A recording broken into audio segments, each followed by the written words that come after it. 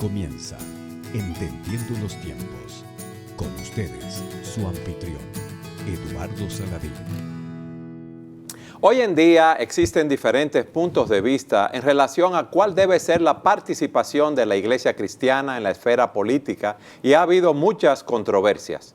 Hoy también queremos presentar cuál es la enseñanza de la palabra de Dios, de manera que podamos entender los tiempos desde un punto de vista bíblico. Y tenemos como invitado a José Antonio Flaquer, presidente del movimiento Acción Cristiana, un movimiento cívico que trata de implementar los principios de la palabra de Dios en nuestra sociedad. Tony, ¿cómo estás? Muchas gracias, muy bien, muy contento de estar en este programa, tan escuchado y tan prolífico, porque han producido muchos programas. Espero que ya hayan podido entender los tiempos. Estamos en ese proceso. ¿Qué tú crees, Salvador? La verdad es que siempre los tiempos nos plantean tantos retos que creo que falta mucho por nosotros recorrer en ese trajín, ¿no? Sí, porque en los tiempos que estamos viviendo continuamente hay diferentes temas que tratar. Como decíamos, hay muchas controversias y por eso lo bueno es irnos a la palabra de Dios, donde tenemos la verdad absoluta de cómo debemos comportarnos en las diferentes esferas. Tony, vimos prudente hacer este programa a la luz no solamente de las situaciones que estamos viviendo en nuestro país, las situaciones políticas que han originado convulsiones sociales, aquí no tanto, pero sí en otros países de América Latina. ¿Qué tú nos dices en relación a esto?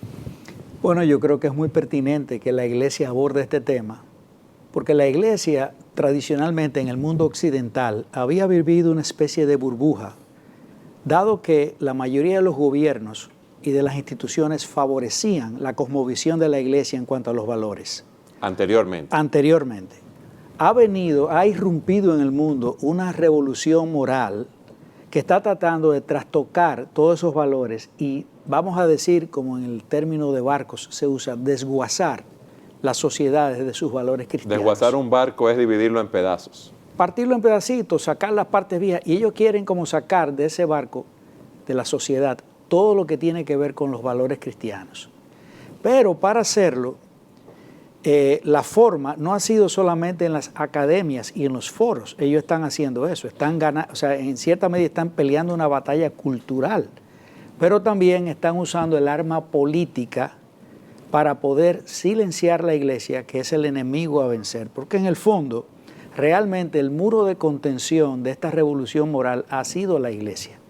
Por ello, ellos se están preparando para poder continuar el avance político, tanto a través de introducción de activistas de ellos en el sistema político, como está pasando aquí ahora en la República Dominicana, como también articulados a organizaciones mundiales, globales, supranacionales, como son las Naciones Unidas y otras organizaciones, fundaciones que están realmente manejando también los resortes políticos en asociación con los congresos, los lugares donde se hacen las legislaciones de cada país y también entablar amistad y hasta cierto punto coaccionar a los poderes ejecutivos de cada nación a través de muchos medios de presión blanda y de presión fuerte, en los cuales hay un recetario que incluye, que va desde calificaciones malas en el globo a esa sociedad por falta de los derechos humanos,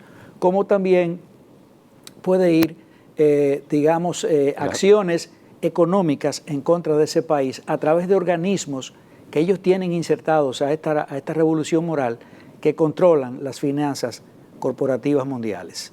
Y me estoy hablando de casos específicos como, por ejemplo, el tema del Banco Mundial o el Fondo Monetario Internacional, que han sido instrumentos en lograr coaccionar a poderes ejecutivos de muchas naciones para que se sumen a esta revolución moral. O sea, que ellos están condicionando los préstamos, los financiamientos, a que esos gobiernos implementen cierto tipo de políticas que ellos quieren. Un caso reciente,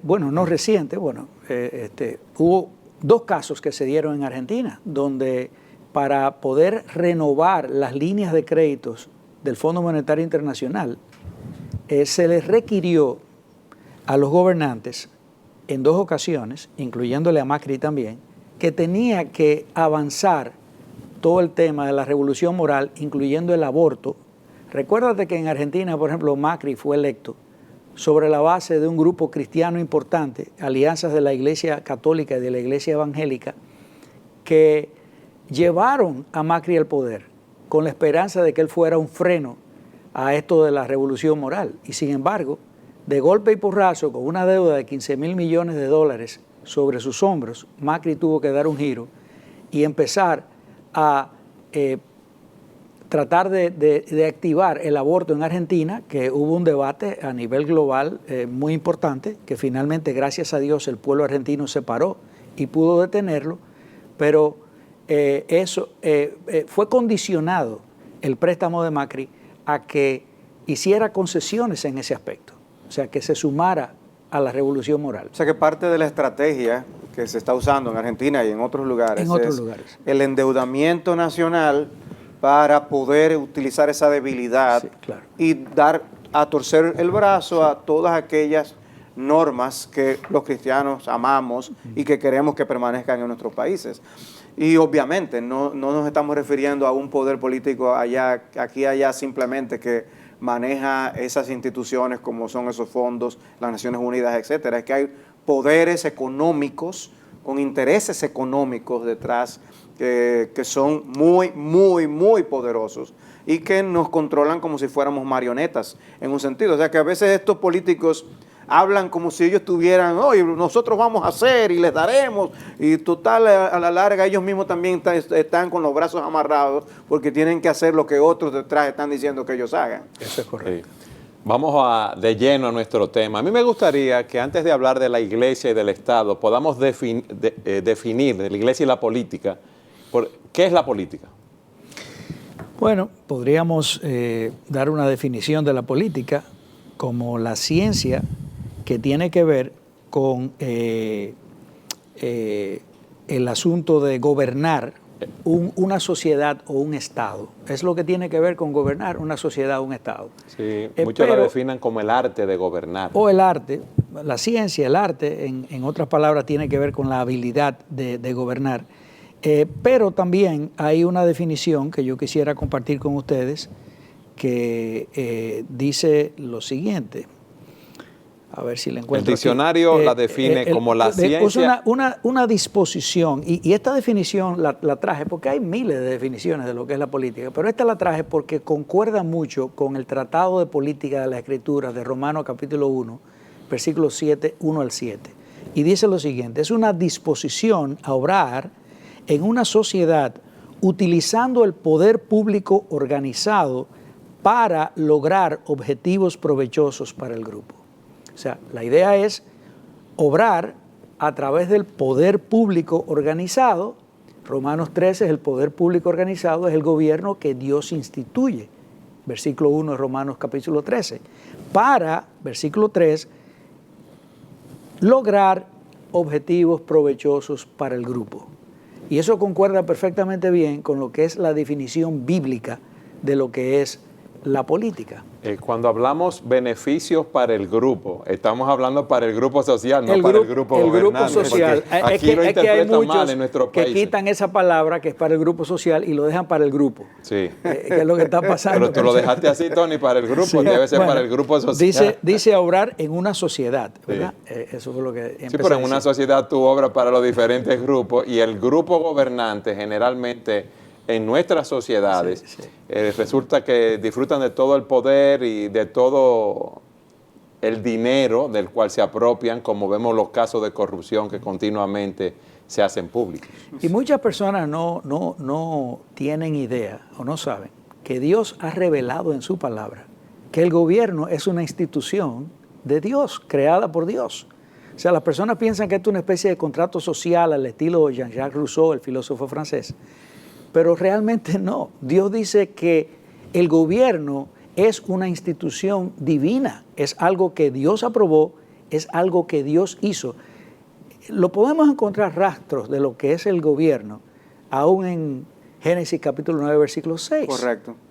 Donde Dios dice, el hombre que derrame la sangre de otro hombre, por el hombre su sangre será derramada. Es decir, Dios instituye un administrador de justicia humano que va a gestionar el castigo, el magistrado que va a gestionar el castigo a esa persona. O sea que el concepto de gobierno es tan viejo como la creación. Dios le dio a Adán un mandato de gobierno, de sojuzgar y de fructificar, ¿verdad?, la tierra. Y ahí había un mandato de gobierno. La mujer tenía que estar sometida a su marido. Había una situación de gobierno también. O sea que es tan viejo como es. Y el propósito fundamental y principal de un gobierno, de acuerdo a la palabra de Dios en Romanos capítulo 13, no es gestionar la economía. Eso es importante y lo tiene que hacer sin que haya digamos que el gobierno se convierta en un socialismo, como muchos pretenden. No es tampoco que el gobierno sea una agencia de caridad social, de asistencia social, el plan de la presidencia, aunque es bueno que lo haga, que la función principal del gobierno, de acuerdo a las Sagradas Escrituras, es la administración de la justicia. Bien. Salvador, ¿cómo definiríamos ahora la iglesia? Ya que Tony nos ha hablado del gobierno, de la política. Bueno, coincide en el hecho de que también estamos hablando de un grupo y no de meros individuos. Y lo enfatizo porque Dios no creó al hombre para que éste se desempeñara solo. La política existe porque la gente vive en pueblos, la gente se congrega. En sociedades. Se forman sociedades y para poder existir o coexistir todos juntos, tiene que haber reglas y principios por las que la vida se lleve a cabo. El asunto es que a veces las reglas de juego convienen más a un equipo que a otro, como ocurre en los deportes, pero eso es por un lado en cuanto a la política, esa regulación de esas sociedades. En cuanto a la iglesia, es también el hecho de que Dios no nos ha llamado a vivir vida solos, y hay otra institución, así como Tony hablaba de la institución del gobierno, de Dios, hay otra institución que es la iglesia. Está la familia por otro lado, pero en cuanto a la iglesia, es ese conjunto de hombres y mujeres que Dios ha llamado de el mundo, personas, ese grupo, esa masa de hombres que no conocen a Cristo, que no creen en Cristo, y los atrae para sí y los coloca en comunidades o iglesias locales para conformar. El número total de ellos sería la iglesia universal en todo el mundo y en todas las edades. Pero Dios ha conformado iglesias locales que tienen una misión asignada por Dios, así como Tony decía, el gobierno tiene la misión asignada por Dios de administrar justicia. En el caso de la iglesia también hay una misión designada por Dios en cuanto a la proclamación del mensaje del Evangelio y el que aquellos que creen en el Evangelio vivan conforme al Evangelio. Ok, ese es el rol social. El rol evangelístico, evangélico de salvación que Dios le ha designado a la iglesia. O sea, los que no conocen a Dios no pueden hablar de Dios. En ese sentido, ¿quiénes conocen a Dios? El pueblo de Dios. Y por eso somos llamados, como dice Pedro en 1 de Pedro capítulo 2, a anunciar las virtudes de aquel que nos llamó para su gloria y excelencia. O sea, conocemos a Dios y proclamamos quién es nuestro Dios para que las personas crean en Dios. Y en ese sentido son dos instituciones distintas. El punto es qué tanto debemos interactuar y relacionar iglesia Estado, iglesia política. Tony, en esa interacción de la iglesia y el Estado, ¿cuáles son las diferentes posiciones que hay o las más controversiales que más nos afectan? Sí. Yo creo que habría que hacer la excelente explicación que dio Salvador, habría que hacer un añadido, y es lo siguiente. Para clarificar un poco más en la mente de las personas que nos estén escuchando. Y es el tema de que la iglesia es definida como el cuerpo de Cristo. Él habló de la iglesia universal. Todos aquellos que han sido salvados por Cristo pertenecen a ese cuerpo. Son entes, son ciudadanos, son miembros de sociedades en el mundo hasta que no se lo lleve el Señor. Pero también la iglesia tiene un aspecto institucional, que él lo mencionó, que es la iglesia local. Es una institución que, por ejemplo, en la República Dominicana, ya prácticamente la gran mayoría de esas instituciones están incorporadas, es decir, se han puesto bajo la legislación dominicana que respecta a las iglesias, ¿verdad? Y esa institución tiene como mandato predicar el evangelio a toda criatura, ¿ok? Ahora, eso es una misión que también tiene el creyente de esa iglesia.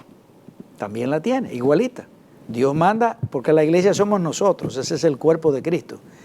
Y también hay un aspecto de la iglesia muy importante, y es la iglesia como esa institución que es columna y baluarte de la verdad. Es decir, la iglesia tiene que ser la institución que está presentando la verdad de Dios ante un mundo en todas las esferas donde Dios ha dado su revelación. Dios dio una revelación para la familia. Entonces, la iglesia tiene que presentar la revelación de Dios para la familia. Dios dio una revelación para las relaciones laborales. También la iglesia tiene que presentar eso. Y Dios dio una revelación para el accionar político de la iglesia. Ahora, volviendo a tu pregunta, las dos posiciones extremas, encontradas, a veces contradictorias que hay, por un lado, es una visión muy tradicional. En República Dominicana era muy común oír esto: la política es del diablo. Y esa era la posición de la iglesia. En el momento que tú defines que la política es del diablo, le estás diciendo a esa congregación que no se metan en nada que tenga que ver con el accionar político de una nación. Hasta era un punto de vista que existía hace mucho tiempo, Tony. Hace mucho tiempo. Ahora ha evolucionado un poco y en muchas, estoy hablando de las posiciones que hay. Claro. Acuérdate que voy a definir las que hay. Otra un poco más moderada: la política es mundana, el creyente no debe estar en eso. ¿Ok? Ya no es del diablo, es del mundo, es mundana. O es muy sucia. O es muy sucia, es un tigueraje. Pero las personas en las empresas, en su trabajo, se encuentran posiciones y situaciones difíciles también que son del mundo. Y a veces más difíciles que en la política también. Pero estamos definiendo las posiciones. Y hay otra posición, por otro lado, ¿verdad?, que tuvo un génesis, es decir, un inicio en los años 60 con la teología de la liberación. La teología de la liberación fue, vamos a decir, un razonamiento de ciertos curas y ciertos sacerdotes, donde llegaron a la conclusión de que el reino de Dios es aquí y ahora y que comienza con una liberación política y social. Ese punto yo quiero que tú me lo expliques en el próximo segmento. Siga con nosotros en su programa Entendiendo los Tiempos.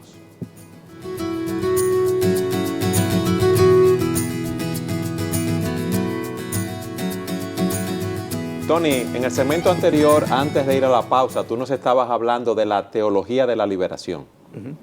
La teología de la liberación es un razonamiento a partir de las Escrituras, errado por supuesto, que dice que el reino de Dios es aquí y ahora.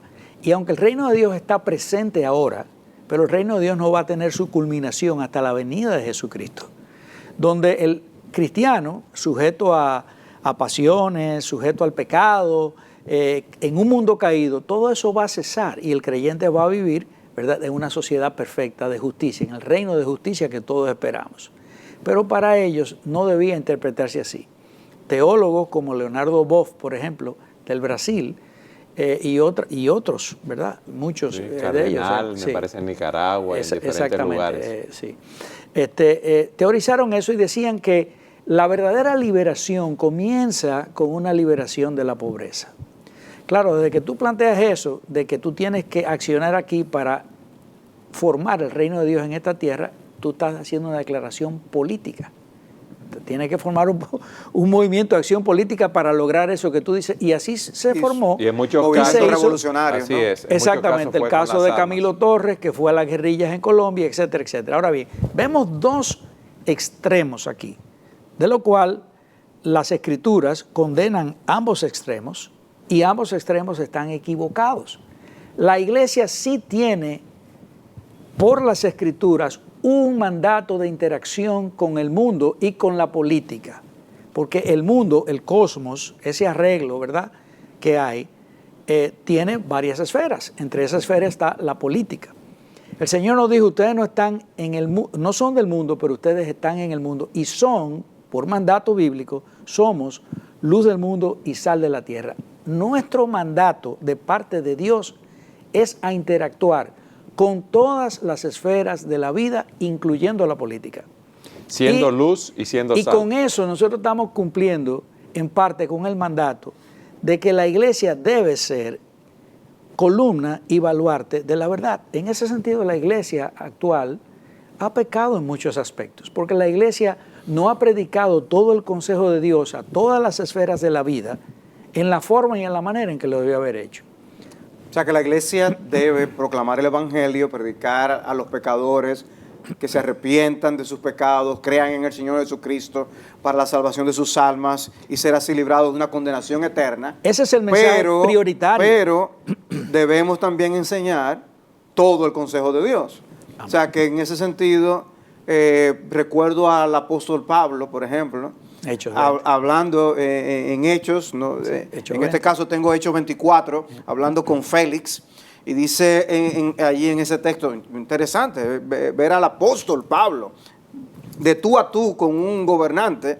Y dice, al disertar Pablo sobre la justicia, el dominio propio y el juicio venidero. Pero es interesante, Pablo estuvo hablando con él del dominio propio.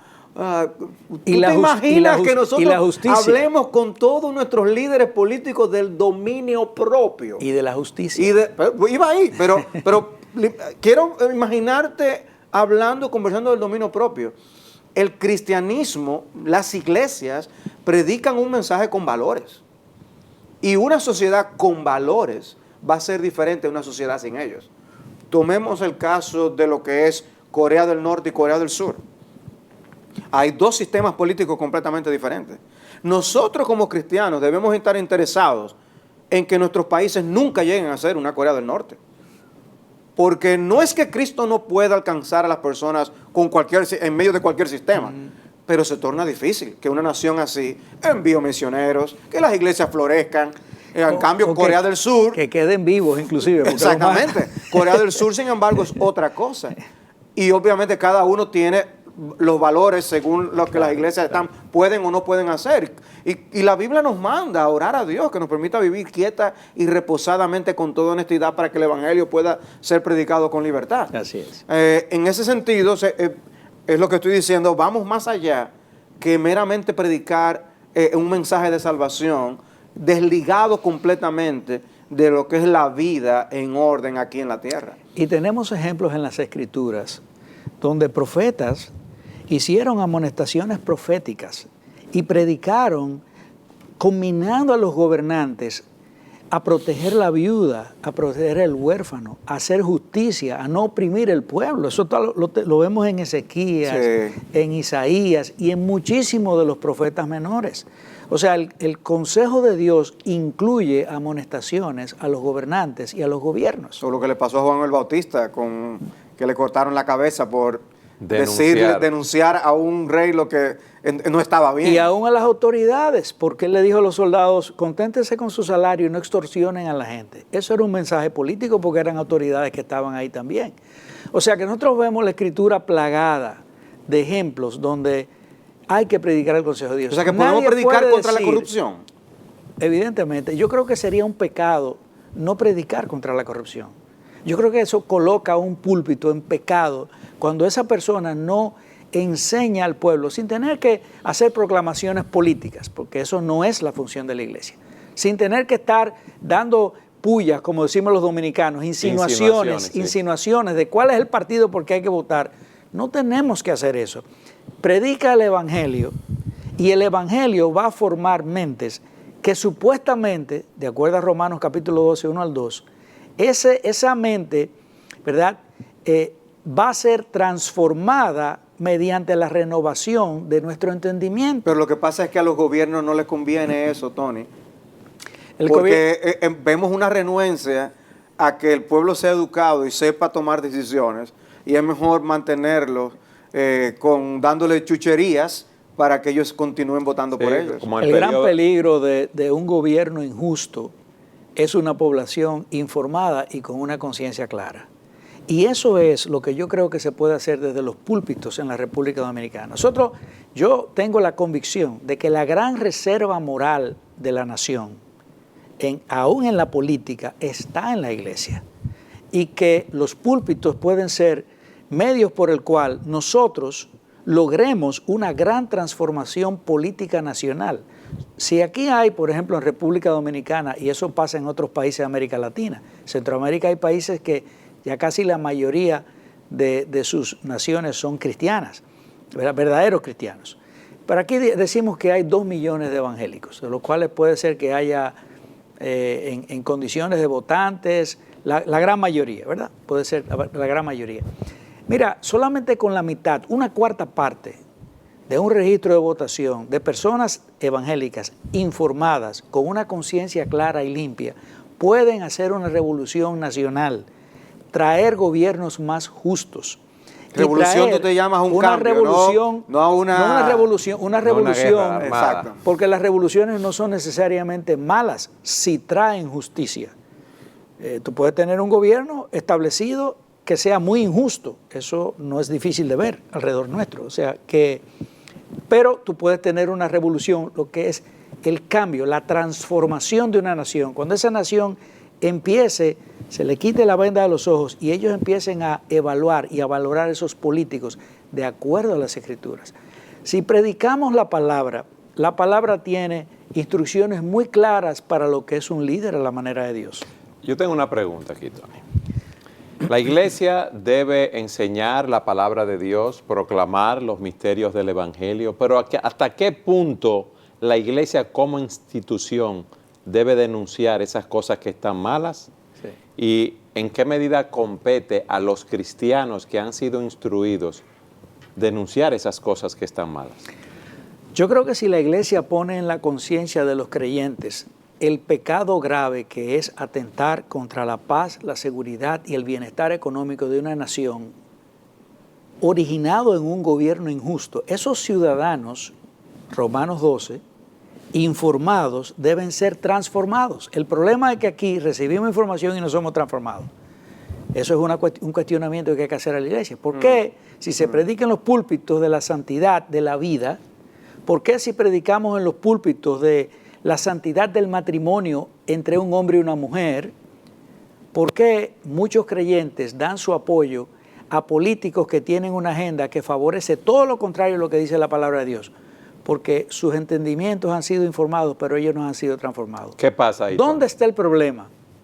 Bueno, voy a sugerir algunas ¿Son creyentes situaciones. esas personas? Eso es una posibilidad, que no lo sean, que no sean verdaderos creyentes, que puedan bloquear el tema de que Dios me está hablando, ¿verdad? O un creyente que esté en muy mala situación, o un creyente que haya puesto las cosas materiales, su beneficio personal, su acumulación de riqueza, su estatus, su fama, su ascenso social, como ocurre aquí, a través de la política, lo haya puesto como una prioridad de vida. O sea, tú lo que estás diciendo es que quizás hay un cristiano que, aunque no participa activamente en política, está apoyando a un miembro al Congreso o a algún líder político que postula principios contrarios a la palabra de Dios, Sí. como tú dices, que es el aborto, Exacto. el matrimonio Sí, homosexual, sí, y sí. por conveniencia O pragmatismo, económica. O pragmatismo, ¿verdad? Yo tengo un empleo en el gobierno, yo no lo quiero perder, porque si me lo cambian, yo voy a perder mi Y empleo. un argumento típico, Tony, Sí. es, lo que pasa es que los que creen lo que nosotros decimos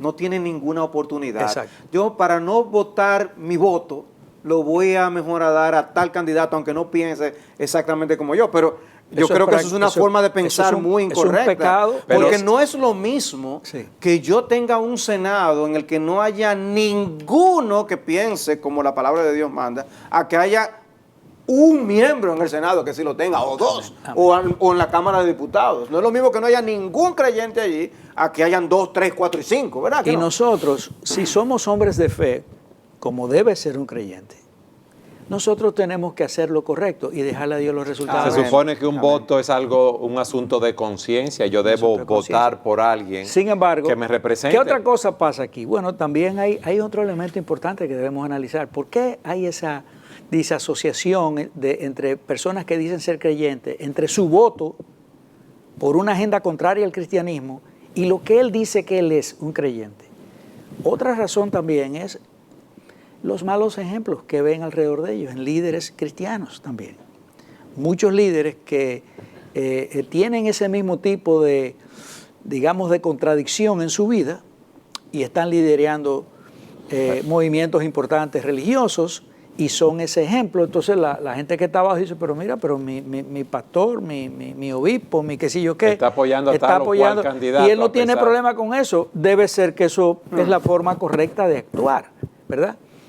Pero también nosotros tenemos que preguntarnos si en las iglesias realmente los púlpitos se han ocupado adecuadamente, de manera intencional, de informar a los creyentes en este aspecto. Pero, Tony, porque tú puedes predicar un sermón y decir, Dios ama la vida, pero tú tienes que bajarlo a la práctica y explicarle a ese creyente con la autoridad de la palabra de Dios y decirle, no te es lícito votar por un candidato que promueve el homicidio infantil y que promueve el matrimonio homosexual. No te es lícito. No, pero que usted no entiende, es que el otro no va a ganar. No te es lícito. Ya tú haces lo que tú quieras, pero tienes que decírselo claramente. Y esa instrucción ha faltado por una especie de temor, un prurito de muchos púlpitos, de no meterse en problemas. Pero yo creo que tú haces mucho énfasis que ha faltado la instrucción, pero hay lugares donde esa instrucción está y tú ves es que los miembros, las personas que están ahí oyendo la palabra predicada, luego hacen las cosas según su conveniencia. Bueno, y eso es un tema, ¿verdad? Del pastor ver el alma, de la condición naturaleza de la conversión del alma y de la persona. conversión de esa persona.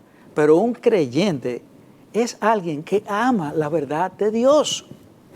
Si esa persona no ama la verdad de Dios, no puede decir que es un creyente. No se puede definir como un creyente ante las demás personas.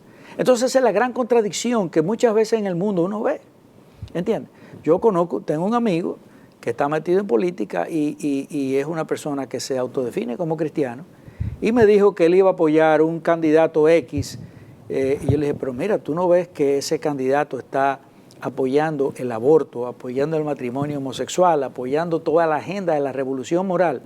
Y la respuesta de esa persona fue, yo creo que soy más efectivo yendo a ese lugar y promoviendo un cambio desde dentro que aquí afuera, porque entonces vamos a dejar que ellos hagan lo que quieran. ¿Y cómo va a promover un cambio desde dentro cuando ya ese candidato, si gana, ha dicho cuál va a ser su accionar político? A los 3 días de él entrar a ese partido, a los 3 días. ¿Al partido o al gobierno? A ese partido, de sumarse a ese partido.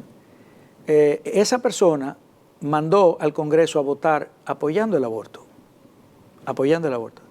Entonces, esta otra persona creyente empezó a criticarlo a él públicamente, pero no se salió del partido. Y yo pregunto, si tú realmente entiendes lo que es el valor de la vida, el mayor bien que hay en una sociedad, no hay, en toda la Constitución no hay un mayor bien que la vida, es el sumum bonum, el bien mayor. El paso de ahí a la eutanasia y a otras cosas Quien más. no respeta la vida no respeta corto. nada. Y menos quien no respeta la vida de un niño inocente, no respetará nada. ¿Qué te corresponde hacer? Decirle, mira, yo me equivoqué, excúsame, yo me voy. Ahí está el hombre, ¿entiendes? Porque es lo que te digo, es el pragmatismo que ha invadido los corazones de muchos creyentes, muchas veces por ignorancia, otras veces por motivaciones malas y perversas. Nosotros tenemos ejemplos en las Escrituras de creyentes que fueron usados por Dios en medio de gobiernos aún paganos difíciles. Está el caso de un José, el caso de un Daniel. Pero la verdad es que uno dice, wow, es que es difícil. ¿Qué diferencia podemos hacer? ¿Qué tú podrías decir a alguien que está sentado en la iglesia? Yo creo que no todo el mundo ha sido capacitado por Dios para meterse en el mundo de la política, descollar. No todo tiene ese carismatismo, los dones, las habilidades. Dios le da a cada quien según Él determina. Y creo que es bueno que cada quien piense de sí con cordura. Creo que hay personas que le falta tener esa cordura. Pero ¿qué tú le puedes decir quizás a alguien que está sentado en la iglesia? Y hemos estado aquí diciendo, estimulando a que sí, un cristiano puede fungir una función importante para moverse en la dirección correcta de una nación. ¿Qué tú le dirías a esa persona que posiblemente está sentado en la iglesia? Si esa persona yo detecto que tiene los dones, como tú bien decías, las capacidades para estar en la política, yo debo exhortarlo a él estar en la política. Porque a nosotros nos toca realmente ir a todas las esferas de la vida a predicar la palabra de Dios, a tener una conducta adecuada, a nosotros ser un elemento de transformación social por medio de las verdades que nosotros conocemos. Dice la palabra de Dios en Juan capítulo 8, versículo 31, y conoceréis la verdad, y la verdad os hará libres. La verdad tiene un efecto de liberación de las cadenas, de las tinieblas, del pecado, de la ignorancia, de todas esas cosas que nosotros vivimos en estas naciones.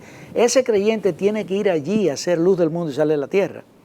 Lo que yo sí le preguntaría es, ¿cuáles serían tus motivaciones para ir a ese lugar? Porque, por ejemplo, yo te voy a decir algo. Tal y como está la política dominicana, tú tienes que ser una persona muy íntegra, con un sentido casi de apostolado para tú ir a la política y no mancharte. Porque te van a pedir que te trances aquí, y que te trances aquí, y que te trances allá. O sea, yo creo que esa persona debe de orar al Señor para que su conciencia no sea violada y decirle, Señor, muéstrame si tú me has dado esa gracia para yo ser ese hombre que salga allí a decir lo que tengo que decir, a hacer lo que tenga que hacer. Y si tiene un espíritu de temor, de enfrentar los problemas. De enfrentar los problemas, que le ore a Dios, y si él no ve que mejor no se meta. Porque la verdad es que requiere, ¿verdad? Como le dijo el Señor a Josué, esfuércense y sean valientes, no teman ni desmayen, porque Dios va a estar contigo. Pero tú tienes que creer que Dios va a estar contigo para que no te dé la sirimba, no porque, como decimos los dominicanos, no te dé un desmayo, ¿te entiendes? Porque realmente, señores, es una actividad diabólica. Con razón el Señor Jesucristo dijo que es una actividad diabólica, Tony.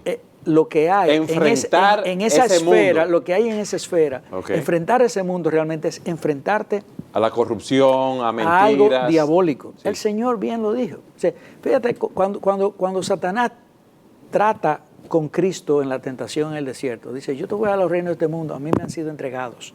En otras palabras, yo tengo control de estos reinos. Un control temporal, un control limitado, por supuesto, como vamos a ver más adelante, porque al final Dios es soberano. Y aún Él permite que vengan periodos oscuros en la historia o sucedan injusticias, y todo está dentro del plan de Dios. Al final, Dios va a traer un reino de justicia. Tony, vamos a seguir hablando de ese tema en el próximo segmento. Siga con nosotros en su programa Entendiendo los Tiempos.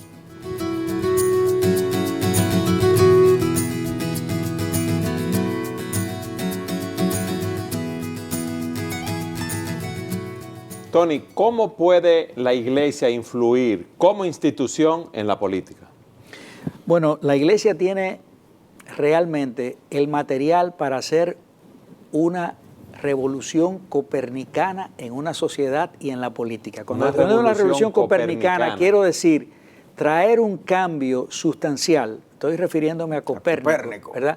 Aquel famoso astrónomo que habló sobre el tema de heliocentrismo. El heliocentrismo, si la Tierra giraba alrededor del Sol o el Sol giraba alrededor de la Tierra, y al final la Tierra gira alrededor del Sol, y eso le trajo muchísimos problemas. Pero trajo una revolución científica, ese sistema de pensamiento.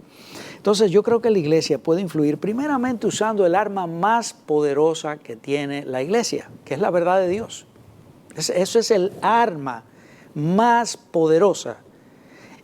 Traer luz a los creyentes, traer luz al entendimiento de esos creyentes de cuál es su rol en la sociedad con respecto a la política, y aún ser de luz a los gobernantes y al pueblo. La diseminación de las verdades de Dios en una sociedad va a traer, ¿qué? Valores, va a formar valores. Y si nosotros ponemos esa palabra de Dios a correr, ¿qué pasó en el Imperio Romano? Empezaron con Jesucristo y 12 apóstoles. Ya para el siglo IV hay historiadores que dicen que casi el 50% del Imperio Romano era cristiano. Por tanto, en el edicto de Tesalónica, Teodosio, el emperador que sucede a Constantino, decide que el cristianismo era la religión oficial del imperio. ¿Por qué? Porque ya era un acto político oficializar lo que realmente estaba pasando. El cristianismo se ganó la cultura a través de la exposición de la palabra de Dios. y trayendo gente al arrepentimiento también, porque en la medida en que más hombres vengan al conocimiento de la verdad y abracen la verdad de Dios y sean transformados por la obra del Espíritu Santo, en esa misma medida vamos a tener mejores ciudadanos también. Pero yo creo que también la iglesia, usando ese ministerio profético y magisterial, tiene que enseñar a sus congregaciones a unir la teología y la práctica a la hora de votar, de manera intencional. El pastor no puede teorizar solamente, tiene que decirle cómo, a la luz de las Escrituras, su voto tiene que estar unido a sus convicciones y a las verdades de Dios. Porque si hay una disociación entre una cosa y la otra, ese hombre está pecando. Entonces eso es una forma en que el pastor, sin traer la política partidaria, que es muy importante. O sea, sin mencionar nombres. Sin mencionar nombres. Yo creo que mencionar nombres trae división en una congregación. Y no es bueno para la congregación. La congregación tiene que permanecer en unidad. Ninguno, de ningún partido, va a pelear con la verdad de Dios. Pero sí van a pelear con tus opiniones del mundo sobre la política o de lo que tú crees que, cuál es el partido que favorece a Dios o no. Esa parte no debe ser incluida. Por eso yo estoy totalmente en desacuerdo con lo que yo entiendo que es una aberración, que es la participación de pastores en política. O sea, como pastores, con el título de pastor. Sí, yo creo que esa persona está totalmente confundido en lo que es su rol y a lo que Cristo lo llamó. Y es un hecho de que una persona que piense así debe revisar realmente su llamado y la iglesia debe solicitarle a él que revise su llamado. Ahí la iglesia tendría una participación, decirle, ven acá, siéntate aquí. Yo te veo que tú estás en esto y tú no estás en lo que Dios te ha llamado. Dios te ha llamado a ti a predicar el evangelio. Dios te ha llamado a ti a cuidar de las almas que Cristo ganó por su propia sangre. Y tú estás en otra cosa. O sea que eso es importante. Yo creo que la iglesia también debe hacer algo que no es muy practicado y que parecería un poco etéreo, pero es muy importante. 1 Timoteo, capítulo 2, versículo 1 al 3, nos habla a orar por los que están en eminencia. Y en la mayoría de las congregaciones eso ocurre en el periodo electoral. Y dice que nosotros debemos orar por los que están en eminencia. ¿Tú sabes por qué lo dice? Dice aquí el texto que porque esto agrada a Dios. Ahora, bastaría con que dijera el texto, agrada a Dios, hay que hacerlo, porque Dios se pone contento cuando nosotros estamos orando por ellos. Pero va más allá, porque a través de la oración nosotros podemos lograr cambios en una nación. La iglesia tiene que ser más intencional. Y más lejos, Tony, yo cuando veía tu énfasis en que a Dios le agrada, sí, decía, es que orar por ellos es que pasan cosas en esos mismos gobernantes. Dios puede traer salvación, por un lado, o aún estando algo corto de la salvación, puede haber una transformación en su visión, su cosmovisión, su visión de la vida, o sea, acerca del matrimonio y de las instituciones creadas por Dios, sí, de la función de la justicia, la separación de los poderes, la humildad con la que Él se conduce. Grandes cambios pueden pasar. Tremendos por el pueblo cambios, de Dios, como orando. Hizo Dios con Ciro. Dice, yo a ese, él no me conoció, dice el texto, él no me conoció, no era de los míos, de lo que yo conozco íntimamente, pero yo lo he escogido como un instrumento. Y Dios puede escoger un hombre, un candidato, eso lo hemos visto recientemente, como instrumento para Él hacer su obra en beneficio de su pueblo. Yo creo que la iglesia también puede interactuar con la política de una manera legítima cuando hace una denuncia del abuso y la injusticia en una nación a la luz de las Escrituras. Muchos profetas denunciaron las injusticias de una nación, usando las Escrituras como un medio para hablarle a ellos de eso. ¿Cómo un ejemplo de eso, Tony? Bueno, hablamos de textos como los que aparecen en Isaías, o los que aparecen en Ezequiel, donde Dios le decía a los gobernantes de Israel, por su nombre, los gobernantes, ¿verdad?, de que no hicieran esto, no hicieran lo otro, que no abusaran del pobre, que no abusaran de los derechos de la viuda, del huérfano, del desprotegido, que hicieran justicia en la nación, que no amaran el soborno. Todo eso se lo decían los profetas. Y eso está ahí, es parte del consejo de Dios.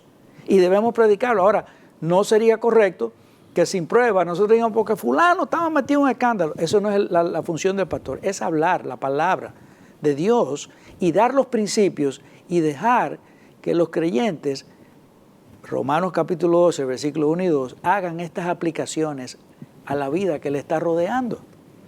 Porque nosotros tenemos los principios, ya podemos hacer las aplicaciones. Eso es algo que tiene que ocurrir. Yo creo que la iglesia tampoco debe de vender su primogenitura. Es decir, la iglesia está llamada a ser una institución que guarde su pureza y que guarde su distancia de los gobiernos. En este sentido, una de las formas de corromper la iglesia, el gobierno la ha usado, y es mediante el otorgamiento de favores o dinero a líderes, concesiones, a instituciones que pueden, la Escritura dice, ten cuidado con el soborno porque eso cambia el corazón del hombre. Y nosotros tenemos que tener eso presente. Y yo no estoy diciendo que la iglesia, yo creo que la iglesia es muy merecedora de cualquier ayuda social. ¿Tú sabes por qué? Porque la contribución que hace la iglesia a la sociedad, mediante la prevención del crimen, predicando la palabra, bregando con ese tigraje y bregando con personas a todos los niveles y en los barrios y aconsejando parejas y matrimonio, hay una función social que no puede ser medida que la iglesia hace. Cuando tú das una consejería a un matrimonio con problemas, tú le estás haciendo un bien a la sociedad porque entendemos que esa familia es fundamento de la sociedad. Entonces eso no se puede pagar. O cuando hablamos a favor de los trabajadores que hagan su labor. Exactamente, o que el patrono trate bien al trabajador. Eso es una función social que la iglesia... no haya abusos en los hogares. Exactamente. Entonces la iglesia debería recibir todo el dinero del mundo, se lo dan a un paquete de fundaciones que lo que son es un tigueraje grandísimo. O sea, Tony, ¿qué tigueraje para las personas que nos escuchan fuera del país, que son muchos? Parece un zoológico. Sí, es una persona viva, ¿verdad? Que no toma en cuenta principios morales para su actuar. Eso es un tigre en dominicano. Eso es un tigre. Pero es el tipo de lenguaje que Cristo usó. Recuerda que él dijo, los envió como ovejas en medio de lobos. Sí. O sea, sean sencillos como palomas. Sí, pero hay un lenguaje bíblico. Pero fíjate algo, Salvador. Una oveja y un lobo, tú lo puedes distinguir. Pero ese es un tigre. ¿Tú entiendes? Es más difícil ya. Ese tigueraje. Es como cuando nosotros decimos que alguien, ese tipo es un monstruo. Es un término elegante. Callejero. Así que la iglesia tiene que cuidarse de no vender su primogenitura, de no vender sus principios. Ahora, es un punto muy difícil, Tony, porque, por ejemplo, un gobierno tiene potestad para dar ciertas ayudas sociales a los diferentes grupos y le da exoneraciones de equipos de sonido. Yo no estoy en desacuerdo con eso. Yo estoy diciendo que debemos... donación de un terreno para la construcción de una iglesia. Lo que pasa es que hay una, como línea tú dices, fina, sí, una línea muy fina entre distinguir cuándo lo están haciendo por conveniencia política. Sí. ¿Tú me entiendes? Para comprarte. Si las congregaciones aprenden, si son enseñadas por medio de la palabra, las congregaciones distinguen estas cosas. Muchas veces el mismo líder que está recibiendo eso o que tiene ciertas desviaciones al recibir ese dinero, porque no todos, hay muchos líderes que reciben asignaciones del gobierno que son hombres santos, son hombres piadosos, son hombres que llevan bien su iglesia. Estoy diciendo que tenemos que tener cuidado para no caer en esa trampa, porque también, así como hay muchos líderes piadosos, yo he visto también otros que no son tan piadosos en ese aspecto y que han vendido principios por los favores que están obteniendo un gobierno. Digo que tiene que ser algo de cuidado. Pero también yo creo que la iglesia debe no trascender su misión y asegurarse que el gobierno no trascienda la suya.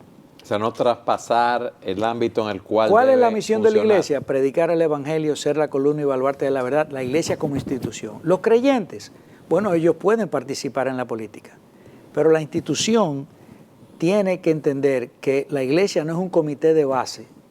No se puede constituir en un comité de apoyo a ninguna campaña de partidos de ese tipo, ¿verdad? Aunque induzca a sus miembros al conocimiento de la verdad para que esos miembros escojan y hagan las mejores decisiones. Ahora le toca a esos creyentes en formaciones como Acción Cristiana, quizás, eso sí nos corresponde a nosotros, decir, fulano no voten por él porque está apoyando el aborto, está apoyando el matrimonio homosexual. Eso nos correspondería a nosotros, porque yo no soy la iglesia. Acción Cristiana no es la iglesia. Acción Cristiana es una institución institucional. Institucional. Pero sí hay creyentes. Exacto, gracias por la clarificación. Por eso quería que clarificáramos ese aspecto, ¿verdad? Entonces ahí hay que tener un cuidado. Sobre ese tema, Tony, sobre ese tema... Sí, perdón. No, como has mencionado, el hecho de la participación de creyentes individuales es recordar que Dios nos llama de diferentes esferas y trasfondos y nos usa en diferentes esferas y lugares. Y puede haber en una congregación simpatizantes de diferentes partidos en una misma congregación. Amén. ¿Cómo deben comportarse esos creyentes en esa congregación? ¿Debe haber tirantez, una relación de odio y dificultad? ¿O deben ellos ser ejemplos de vida en armonía a pesar de las diferencias? Yo creo que en ese sentido debería es una ser oportunidad para la iglesia de dar ejemplos de lo que es el amor en la diferencia, porque me llama la atención que Cristo llamó a 12 apóstoles y entre ellos había uno pro el Imperio Romano y uno contra el Imperio Romano. Así es. Y sin embargo estaban conviviendo juntos, siendo entrenados por el mismo Jesús para que luego le desempeñaran el reino de Dios aquí en la tierra. Porque mi reino no es de este mundo, decía Cristo, es diferente. Pero llamó a personas que tenían una función política, en este caso un celote y el otro un publicano, con intereses muy distintos y disímiles. Y sin embargo debían amarse y servir juntos en la causa del Señor. Amén, amén. Excelente clarificación. Y yo diría que también hay algo importante en esto para concluir con la idea de que el gobierno no trascienda, la iglesia no trascienda su misión, pero el gobierno no trascienda la suya. Porque lo que está pasando ahora, el trend, la tendencia es que el gobierno se está metiendo con la iglesia. Y en muchos países hay una coacción de la libertad religiosa. Y eso cualquiera que vaya a internet y vea, está documentado, está pasando en Europa, está pasando en España, está pasando en Canadá, está pasando en varios estados de los Estados Unidos, en Latinoamérica y puede pasar aquí en la República Dominicana. Ponme ejemplo también de eso, Tony, lo que está pasando. Bueno, por ejemplo, en Canadá, si un pastor se para en un púlpito y dice que la homosexualidad es pecado, tiene 2 años de prisión como condena. Ya hay un pastor que pagó esa condena. Por ejemplo, en Alemania y en Suecia ha pasado que personas que no envían a sus hijos a entrenamientos de educación sexual de acuerdo a los valores de esta revolución moral, según la agenda de ideología de género y LGBT, ese programa de educación estatal del gobierno, si tú no mandas a tus hijos, es posible que hasta pierdas la patria potestad de tus hijos y el cuidado de tus hijos, porque el Estado te obliga a ir a esa educación sexual. Entonces está interfiriendo con esa libertad religiosa. En Estados Unidos ahora mismo se quiere coactar la libertad que tienen las instituciones, colegios cristianos, asilos cristianos, de filtrar que las personas que vayan a trabajar ahí sean personas que tengan los valores que tiene esa institución. Los homosexuales, las lesbianas, el conglomerado de LGBT dice que no, que ellos obligatoriamente tienen que recibir a cualquier tipo de persona, ¿verdad? Inclusive en la administración de Obama se le quitaron fondos a instituciones que no se plegaron ante esto. Entonces, nosotros, hay algo importante que la iglesia debe enseñarle a sus miembros y es que la función del gobierno tiene un límite. Y ningún creyente puede, ni debe obedecer a los hombres antes que a Dios. Tony, ¿cómo enseñamos esto? Nos queda 1 minuto de programa. ¿Cómo enseñamos que la iglesia debe... Que debemos impedir que el gobierno transgreda los límites para presionar a la iglesia? Lo primero es que hay una desobediencia civil pasiva, que existe la posibilidad de un sistema democrático. Si a nosotros nos obligan mañana, mediante la ley de este gobierno o de cualquier gobierno que venga, donde están empujando la ideología de género a los planteles escolares e incorporarla en la educación escolar en República Dominicana, nosotros tenemos que oponernos, aún sea necesario en rebeldía al gobierno en eso, con una rebeldía pasiva, porque el cristiano no está llamado ni a tirar piedras, ni a quemar goma, ni a hacer desórdenes en las calles. Pero nosotros podemos decirle, nuestros hijos no van, hagan lo que quieran. Sí, no van a tomar y nosotros esas vamos a materias. marchar como marchamos frente al Ministerio de Educación, vamos a marchar, porque nosotros tenemos derechos ciudadanos. Gracias a Dios vivimos, o por lo menos pensamos eso, en una democracia. Y como ciudadanos de una nación tenemos derecho a la protesta pacífica. El gobierno no es el padre de nuestros hijos. Dios nos dio a nosotros, a nuestros hijos, para que lo criemos en la disciplina y en la amonestación del Señor.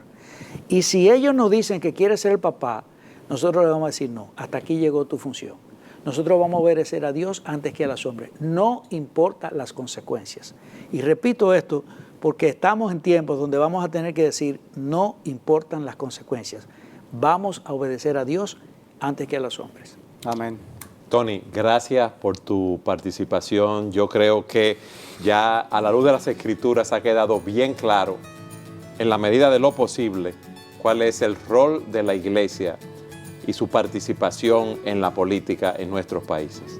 Gracias por haber estado con nosotros en su programa Entendiendo los Tiempos. 1000 citas edificantes, compiladas por Salvador Gómez Dixon. La cita edificante que tenemos para el día de hoy con respecto al tema, la iglesia y la política, es la siguiente. La política es un asunto demasiado serio para ser dejado en manos de los políticos. Charles de Gaulle.